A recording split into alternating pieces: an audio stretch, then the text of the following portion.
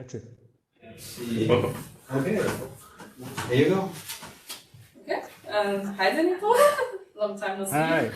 Yeah. I want Good to see you too. yes. I want to say thank you for your presence here today to give this nice talk. I will introduce Zenilton. He's an associated professor at the graduation program in informatics at Brazil in PUC Minas. He works with combinatorial optimization and machine learning, but he's also working nowadays with data analysis, knowledge discovery, and information retrieval. Just a brief summary. I want to say thank you again to accept this talk, and yeah, the microphone is yours. And, Okay. That's it. Thank you, Carol. Nice to see you. I'd like to thank you guys for being here. I don't know how to share my screen. Just a moment. Oh, here.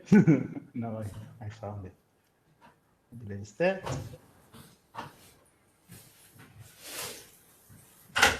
Okay, perfect.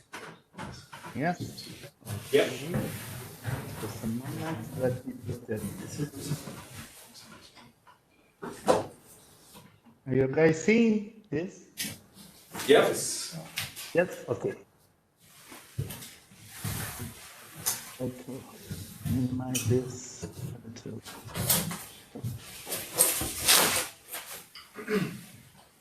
Yes. Now, now it's. That's the idea of this talk when Lohan invited me to present this work for you guys is to make a kind of a fast, small journey on a subject that we are exploring for several years in our lab. This work is developed here in Brazil in our lab in science at PUC Minas. It's a joint work with a PhD candidate that I am his advisor, Leonardo Cardoso. There is some results that I'm going to show you that involves undergrad student Gustavo Gomes, and there is also a participation of a colleague of mine that I imagine that you know, is Professor Silvio Guimarães. And the idea is to present for you three, maybe four, if you have time, works that we have developed and published in this three, maybe I believe it, from 2021 up to this year. And the idea is to explore attention mechanisms and hierarchies in order to solve the problem of video captioning using memory transformers. So I don't, yeah, yes. First, I'd like to define the problem for those that are not familiar with. Video captioning is an interesting task. It involves describing a video using text. So it's not an easy task.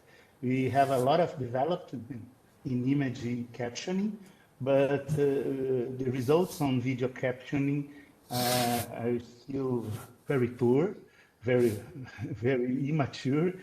So the problem is that the problem is that different people tend to have different perspectives and emphasize distinct video events. So it's hard to produce a video description that manages to capture all the possible scenarios and all the possible data that you find in the ground truths, in the data sets, in the ground truths of those data. So one way to deal with that and to manage to produce more accurate descriptions is to use, as similar tests do, attention mechanisms to improve the results. I show here a result for a paper from ICCV on image captioning. As you can see, the result of our attention is not a good one. We see that we have a teddy bear, and the results of the description, in this case is an image description, tells us that it's sitting on a book, Instead, when you use attention to improve this result, the result changes a little and tells us that the teddy bear is sitting on a chair with a book. So it manages to capture more precisely different parts of this image, and then use those parts to describe, to produce the text and to describe it correctly. So that is the main motivation to start with, to the beginning of this project 3 years ago. So, and when we talk about video captioning, we always think about the one big problem, but there is a lot of tests related to that problem. As we can see in this image from this survey from 2019, we can think about video captioning as producing a small text about a video, but it's very hard to do it because if it is a video, you have a hard time doing that, to produce a small description, but it's something that humans can do very easily. But a task that is more easily solved is frame captioning, because you can apply image caption techniques to that text and use the result as a video description, but you have to do some kind of post-processing in order to get rid of the similar result, to improve the readability. So another way to deal with that is what we call dense video captioning. So it actually deals with two tasks. First is to find video events, as you can show here in the right. Oops. Oh, let me see what is wrong. Yes, as you can show here in the small window, we see that there is a set of video events, and for each one of those, we have a description. And an interesting thing about this is that video events does not have to be disjoint. They can be an event that starts and ends after another event has started.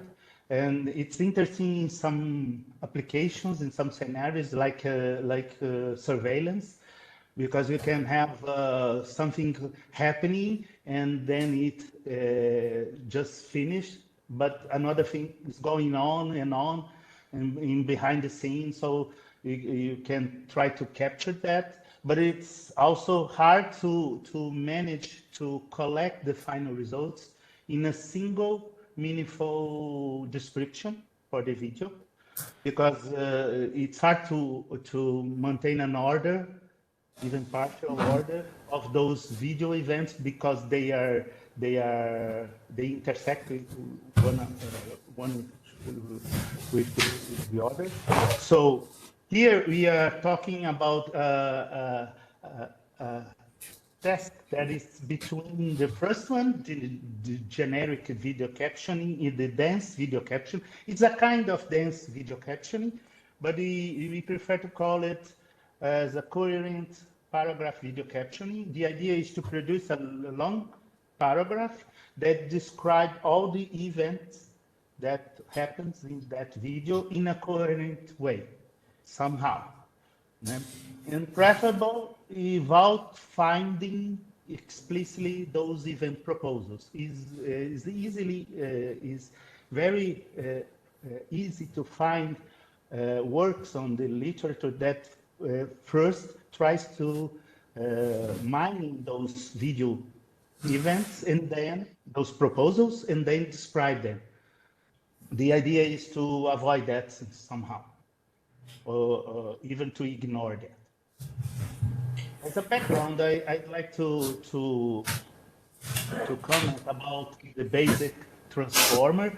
Transformer neural networks it's a kind of framework that is everywhere nowadays. It's hard to be on computer science and not heard about it. I believe that you managed to at least heard something about it. I'm not try to to inform you about it now, but it's interesting to become aware of this if you don't know anything about it. They were proposed in 2017, and they adopt an architecture that there is an encoder, and this encoder codes the information in a semantic way that can be decoded into the final results that you want.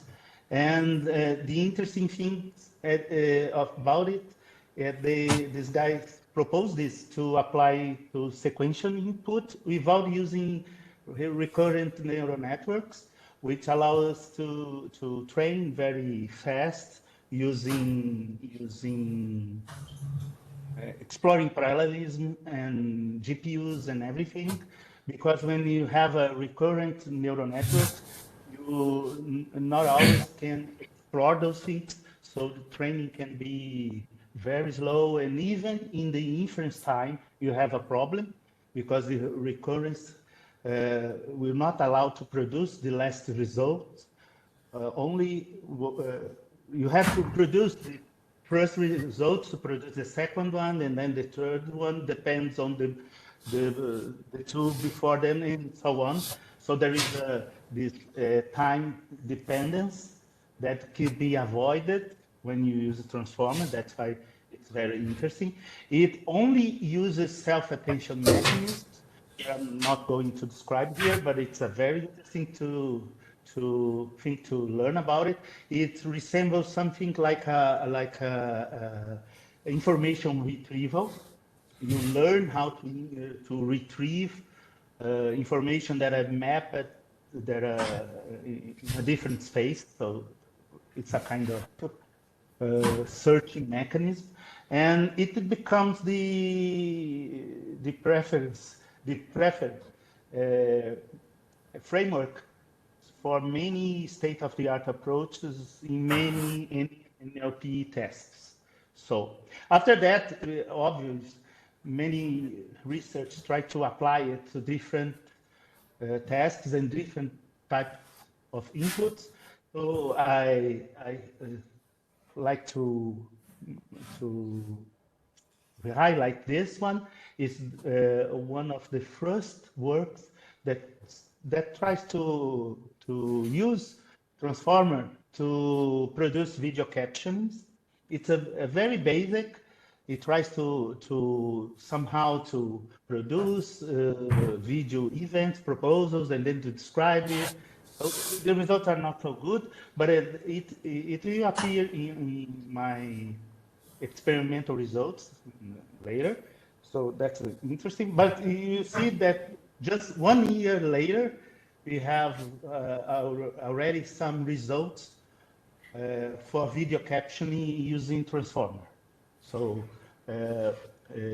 frames are coded using a CNN and then described using transformer technology.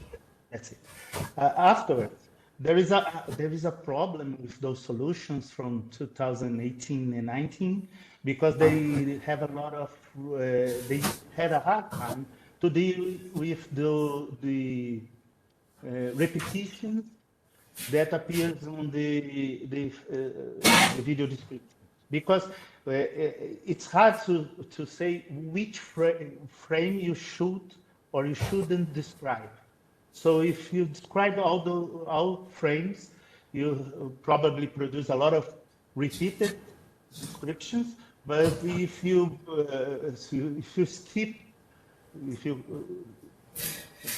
if you avoid some of them, you may lose some important video events. So it's not an easy task to find which one, which frame should or not be described, you know. And in those times, the usual approach is to describe frame by frame and select some of those. Even in our work, we have done something like that. You describe it later. So to deal with that, Lai and others proposed an interesting work in 2020 in which they augmented the transformer architecture with a memory module. I'm not so sure if you had heard about it. It's a very interesting approach because it gave they gave the transformer architecture something that it misses is the ability to explore longer temporal dependencies because it wasn't possible before. You can use a transformer to process a sequence in parallel, but if the sequence is very long, you end up with a problem. And that's why to produce a long paragraph in coherent forms would be a challenge when you use transformer. And in this case, they used a shared architecture. You can see that it's not a encoder, just the decoder. It's a interesting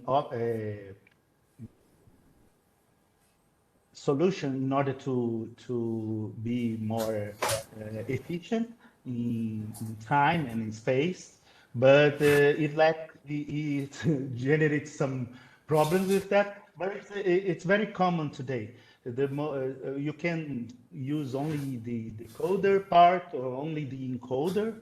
You can choose. But like solutions use only the encode part, and other models like GPT, it's so famous now, uses only the decoder.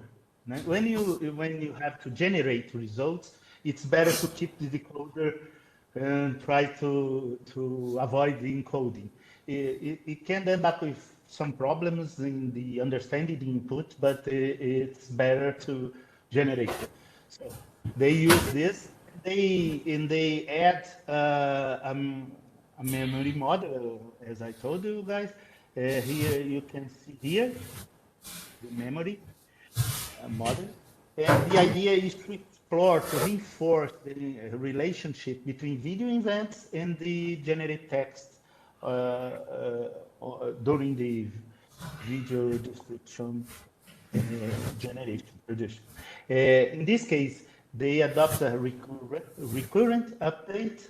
Okay, what in this could be not so very nice because it cannot be fully in parallel, but it has some good thing about good interesting thing about it because it tries to reduce the repetition and produce a more coherent paragraph for video caption, for instance. Here I put some equations, but I think that's not interesting for us to go on all of those. The idea is only to illustrate how this could be done, and because much of our work has to do with this, especially the first two work. The memory update process, it starts with a multi-head attention, which is very common in transformer architectures, and the results of this multi-head attention, which appear here, it's produced using two inputs, the memory state, the previous memory state, and the intermediate state of the transformer at that layer, at that step. And the idea is to use the results of this multi-head attention to produce two things. The first is it's an internal state, internal value to update the memory. The other is an update gate, which controls the process of how this information is. It's better that I use different colors here. So we have here this, which appear here, the new data produced by this results of multi-head attention. And afterwards, we have also, let me change color here, okay. This is the update gate. We have a sigmoid here, so the results are between 0 and 1, so it works like a key, but not a binary key. Yeah? You can read more or less the inflation from known to from the full, and then we have a linear combination in order to update, as you can see here, to update the memory using the old value that we have and the new data that was produced using the intermediate state, and we combine those two in order to update the memory information during the process of training and also during the inference time. So this allows the transformer to remember things longer than the length of the sequence. It depends on the size of this memory module. Okay? So even so, those guys had some problems. Here I'm showing some results that they for you to understand. I'm not going to go through many details here, but the blue indicates repetition. You can see he keeps saying he continues playing the harmonica, he continues playing the harmonica, he continues playing, and so on. That's here is that first work from 2018. This one. This is the year later, 2019. This is the one with memory model. But even so, you see that there is some problems here. Yeah. And sometimes there is also problems with the pronouns. And he used a pronoun, but he doesn't introduce the person. So again, we have a lot of problems also in this one, in the earlier versions or earlier attempts to solve the problem. And even with MART using memory, the results are better, but if you read it carefully, you see that it's very different. It doesn't match the ground truth so well. There is a mismatch here in many parts. So it's hard even to evaluate if the final result is good or not in a systematic and quantitative form, you know. So this motivates us to overcome this problem. Actually, we have before that when we find those results, we ask the question of what about if we apply attention, because we are studying and using attention on other projects. Or if you use attention mechanisms, not on the data itself, but on in memory. The idea is to enhance the data that the memory model works with. Okay, so that's the initial drive of our project. Actually, the masterwork of Leonardo Cardoso. The idea, the proposal of his first work that we presented at ICTAI 2021, it was to extract some features and use a shared transformer with a memory updater, just very similar to the one that we saw earlier, previously in March. But the idea is to make this update in a different way. So here is one of the architectures that we try. We try a lot of those actually, but at the end, three of those are the more interesting ones. First, we use an exquise and excitation block. I'm not so sure that we are familiar with. It's an old attention mechanism. It's from 1970, I guess. Yes, from HasNet. Yes, from, yes, from HasNet. No, from no, from squeeze and excitation net. And this block appears here instead of the sigmoid, you know. Instead of using the original approach when you use a sigmoid, we change it and implement our version of squeeze and excitation. I will show it here.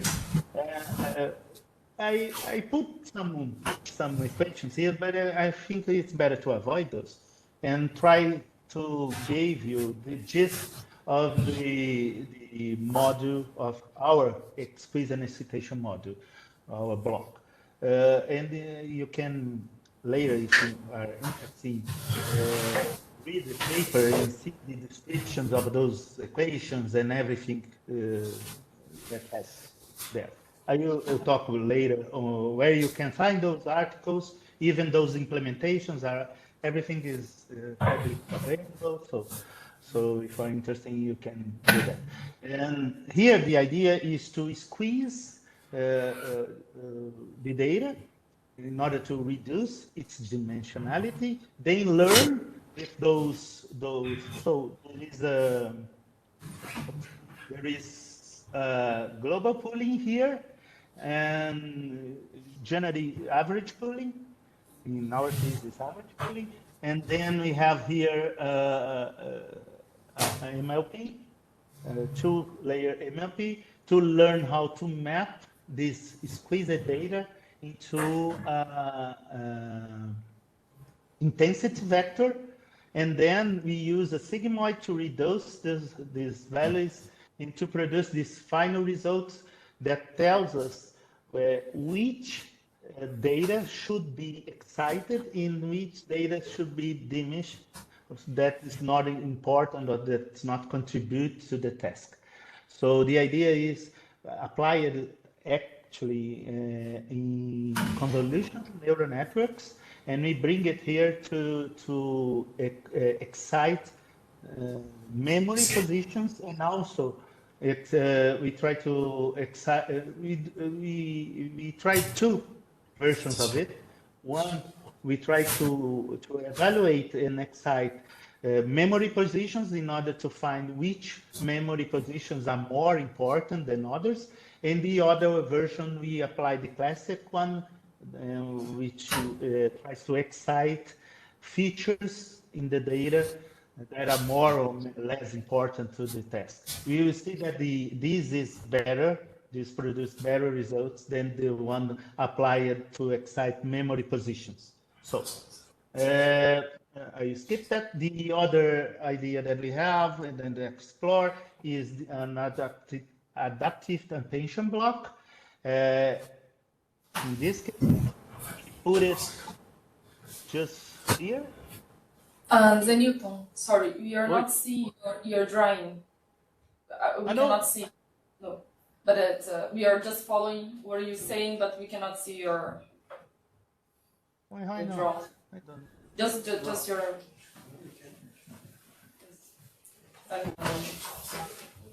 But it's okay. It's okay. I'm just warning you that we are not seeing. Oh, yeah, I can see when you do like this, but if you start to draw. Yeah, this you can see? Yes. Oh, because maybe it's not capturing my screen. Yeah, but it's okay. It's okay like this. If you want, you can. Perhaps it's because I'm capturing the window. If I capture the entire screen, perhaps it managed to capture the drawing, isn't it? Should I try? It's okay. But it doesn't matter. For it's okay. Yeah. Okay.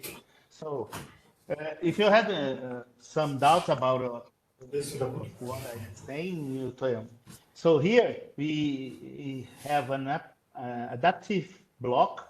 You see this green one. So I try to manage to describe it better in the right block that doesn't have in the original. And the idea is is based on interesting work from I believe in 2018 or 19, called Attention and Attention. The idea of those guys is to apply attention to the result of an attention block in order to refine it. It's a very complicated architecture, and then we managed to simplify it. This is our version. It's very simple, as you can see. We use that result of a multi-head attention block and learn two mappings.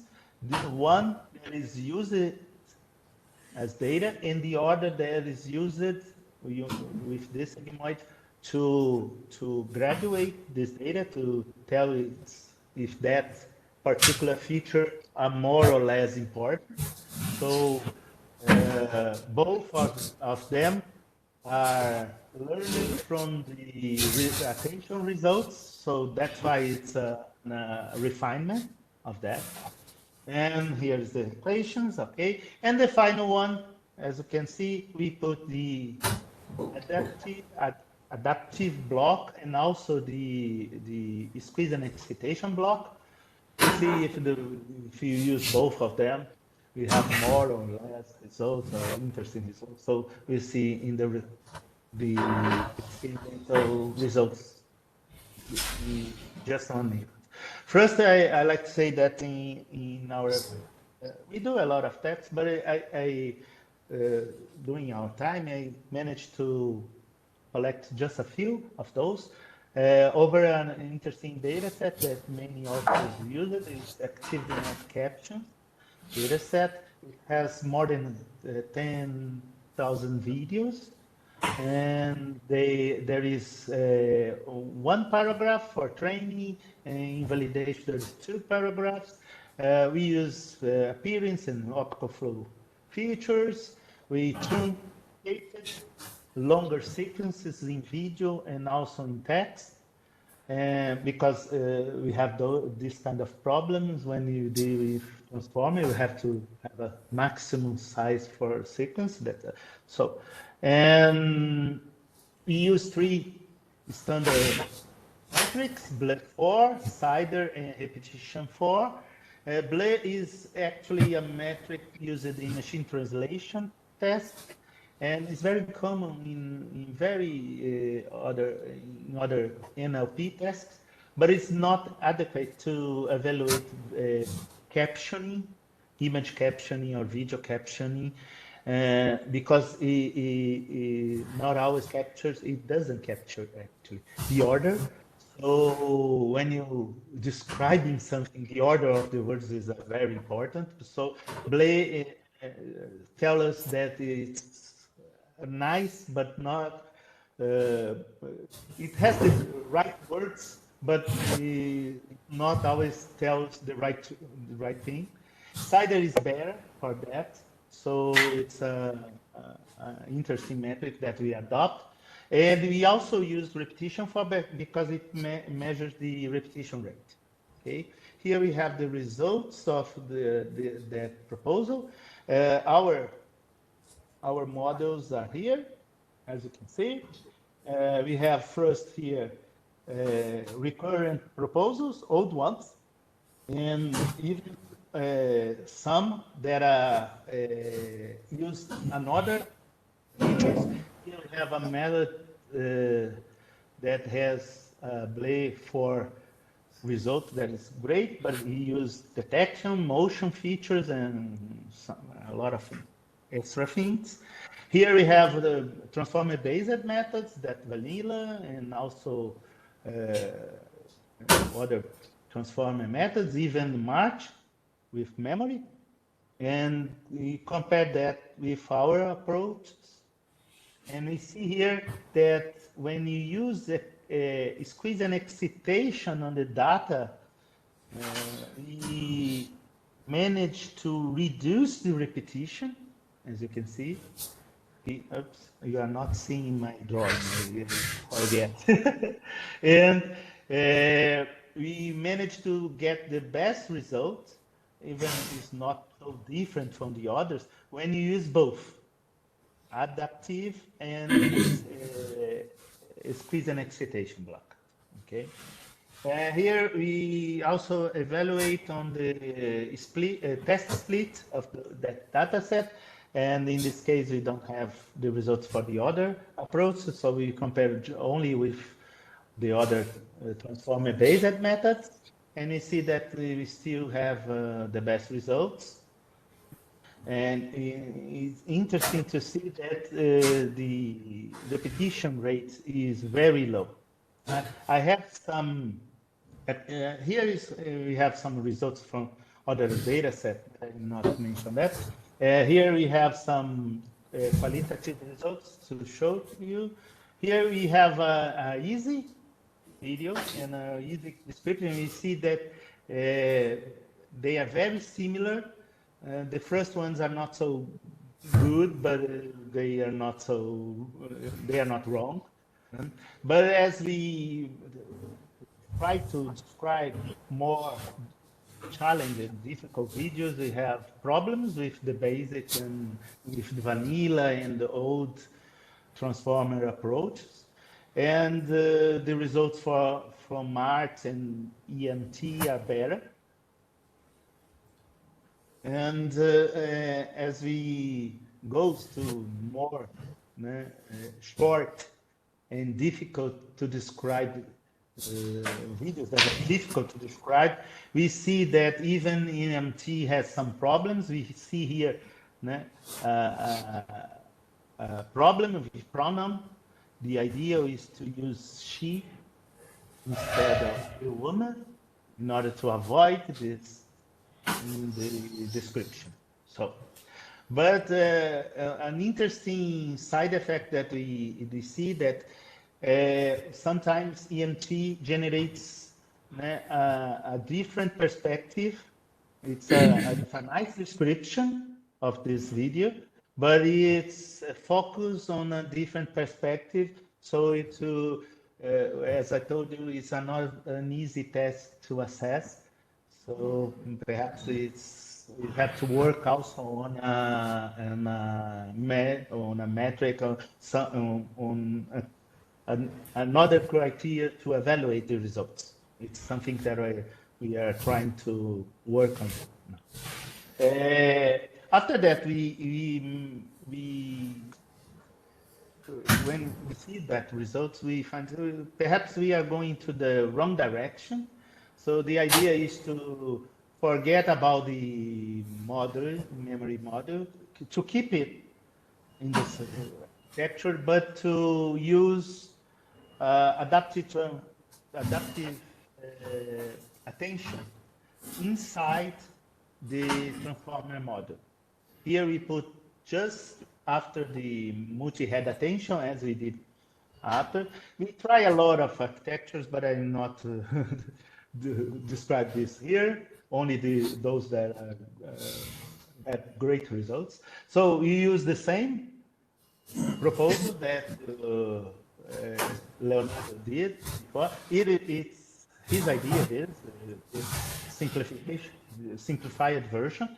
So we use it, and and this is more interesting because it's more easy to train and simpler, and so we have the same results here, and as we can see, we managed to improve the accuracy, but we pay a price in repetition rate, you see.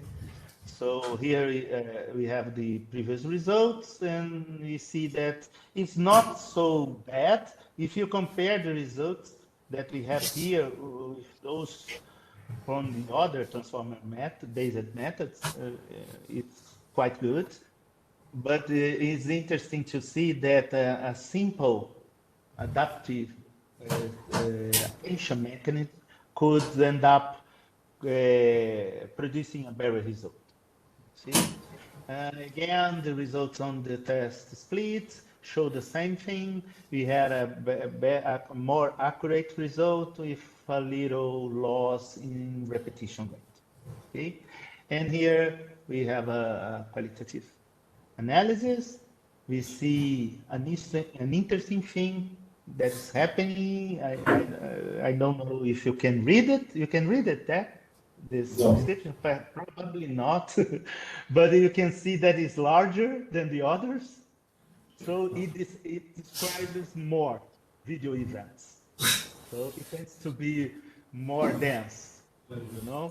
You see here, it's easily to see that is telling us more. In this case, it is very nice because it produces something that is very similar to the ground truth, but EMT also do that. You know? But if a problem, that problem with the pronoun disappears. So, and this motivated us recently to evolve in order to think about the frames that we are using to describe, to generate the description. So we can do it employing a more wisely frame selection, or even going back to video event proposals. But the idea that we are going to explore is something that we do a lot on our lab, is to use a hierarchical graph-based solution to video summarization. We had a node work from 2004, 14, I guess. Yes, I guess it's 2014. Yes, publishing neurocomputing, and this was the starting point. So, but now we brought it to 2023 because we do a lot of things in hierarchical graph-based clustering. So we have a lot of work with some friends in Paris, EZE Paris. So the idea is to modify a little that proposal, or say, to keep the adaptive transform, but before that, we apply a hierarchical summarization to the video in order to select better the frames that are going to use.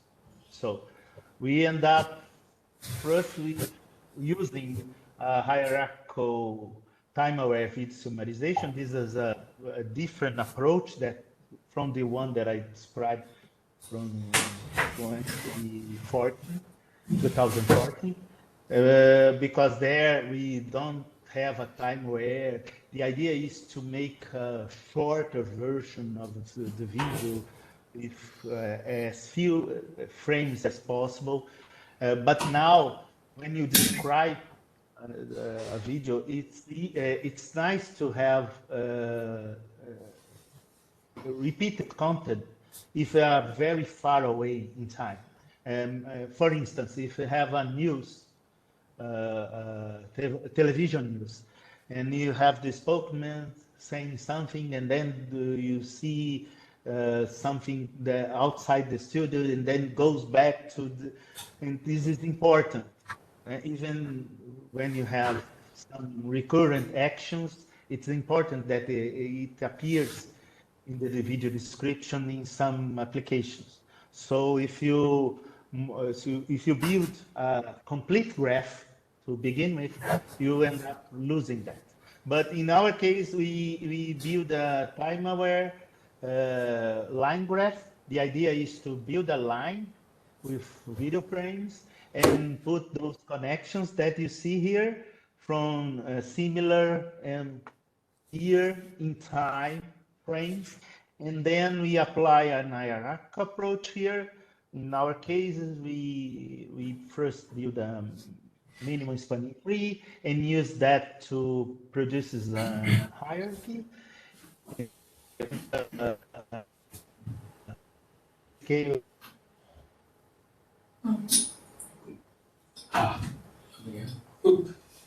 to use this hierarchy strategy because we end up using not comparing only frame by frame, but having nice properties about the groups and the similarity between intra and inter groups. So you use that and then we cut this hierarchy to produce clusters, in this case frame clusters, that we can use to select the best representative. We are working more on this. Actually, we are now producing another work that has been submitted 2 weeks ago to the Brazilian Conference of Intelligent Systems. We call HIATA. The idea is to use different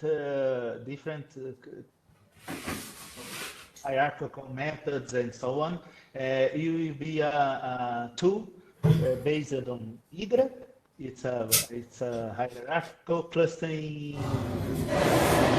platform available from those guys from ISIE Paris. So we are using it to produce this that you build video summarizations on the fly, so you can just call an app and you can do it with a lot of options, and you'll be available very soon. You heard about it. So you use this, and we keep the adaptive transformer. As you see, it's the better one, and here you see the final results. I'm not so sure that you can read this on the last line. It's a paper that was accepted last month to International Journal of Semantic Computing, and you can see here that the accuracy, we lose a little in the accuracy. You keep the same repetition rate, but it's very interesting result, because we thought at first that we lose a lot in accuracy, but as you can see, it's not true. If you compare to some other approaches here from us and from other authors, it's better. So we somehow managed to explore the hierarchy to select the good frames to produce video description, you know. So again, if you compare in this test split, you see the same pattern. You see here we have a minor loss in accuracy and almost the same repetition rate. So it's very interesting. And you should notice that here we have much smaller set of frames to begin with. So the description could be produced faster, but you have to count the time of video summarization. We have some numbers about it. It's win-win, but I don't have those here to show you. So those I will show you later. And here I put an example of a very interesting thing, because it's hard to make summary of small videos. This is a 20-second video. There is very few frames. And there is very few difference between those frames. But as you can see, somehow it managed to capture minor variations, like different perspectives. And this improves the quality of a video description, you know, because it's not the same frame, but it captures different perspective of the same scene, you know. Here I put an example of the sequential selection of frames. That is the usual process adopted on the old and previous solutions, even ours. So in EMT and in adaptive transformer use that. And for the same view, you see here, there is a lot of similar frames, you saw, and we had a problem because we have to truncate that. So we end up losing content when it's too long. So we end up the final part of the video. So, and here is the results produced, the summary produced by HSAT. As you can see, there is a great number of distinct frames that did not appear in the sequential selection. That's why we had an improvement in the description. Here we can compare the results. As you can see, the result of HSAT, it's more similar to the ground truth than the adaptive transformer. So the problem with the larger set of frames that we are not selected very well seems to be resolved. And here we have that final difficult challenge video. You see that we produce a very good results, very similar to the ground truth. And for the conclusions of this talk, I could say that adaptive attention, it's a good thing. It produces final descriptions that are more similar, more accurate.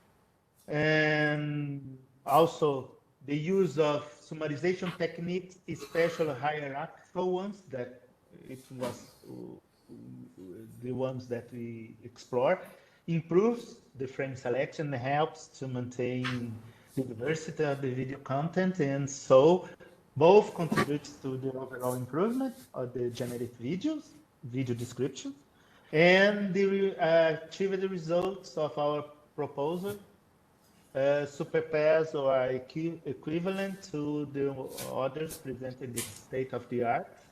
And we showed that the proposed models produce more coherent and diversified results than others. As future directions, we are interested in understanding the impact of other hierarchical, even non-hierarchical approach for video summarization in this task. And that's why we are building that the library, hierarchical. And finally, we also want to understand different attention mechanisms and also different distinct policies for frame selection, especially because we are now working or trying to work with video skimming, that's it, with dynamic video summaries, which are not collections of frames, but collections of shots. Like a small trailer, it's not quite a good definition, but you can think of it like that. And there is a lot of things to do there here. Instead of work on the full video, to work on a small video, but with the same semantic content. That's it. So you can find you can find more information like codes, paper. Is everything available in our GitHub? That's the address. But later I could send the presentation for you guys, so you can make it public available. Okay, Laurent, if you want so. And you have Carol there, so she also knows everybody in the lab and could put you in contact with As you can see here, you see all this and some results, codes, and everything. I like to say thank you to you for the patience, okay, and that's it. Thank you for having me. Thank you very much. Thank you. I guess we get questions in the room or remotely. Yeah, I had a question. Okay, questions, guys. Hi, Zenilton. Thank you for your presentation. I was wondering, in your datasets, the one you use for training, there was only one ground truth for every video. Do you think, since video captioning can be kind of subjective and there might be several ways to caption one video, you would benefit if the training dataset had several ground truths for each video? Or do you think that would be a bit, maybe a bit too noisy? Yeah, I think it's, of course, if you have more data, you always end up building a model that could generalize better, you know. But we end up with, we have to also think about another problem that we had on that summarization task, you know, because we work with some data sets that we had a lot of users that and those users produce very different video summaries. Yeah. Okay.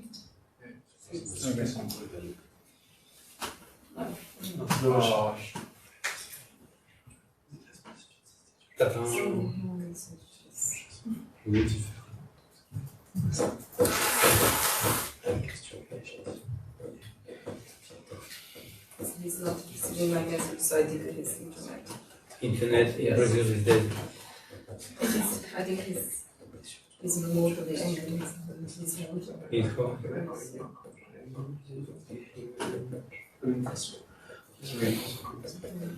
C'est pour ta question. On aurait une question. Et pas de réponse. On a une moitié de réponse. Needs you've been working on video summaries, captioning, and so what are typically the duration of the videos he was talking about?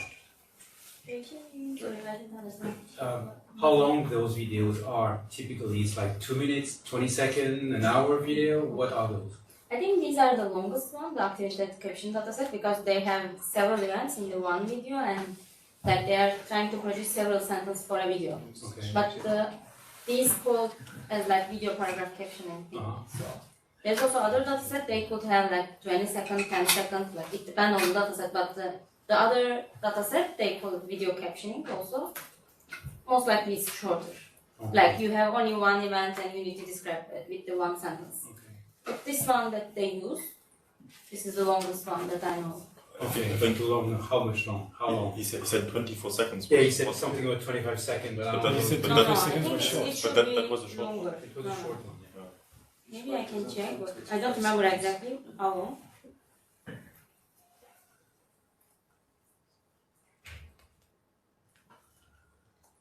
Can I just ask him to call him because It's not working anymore. he's not receiving my. Oh.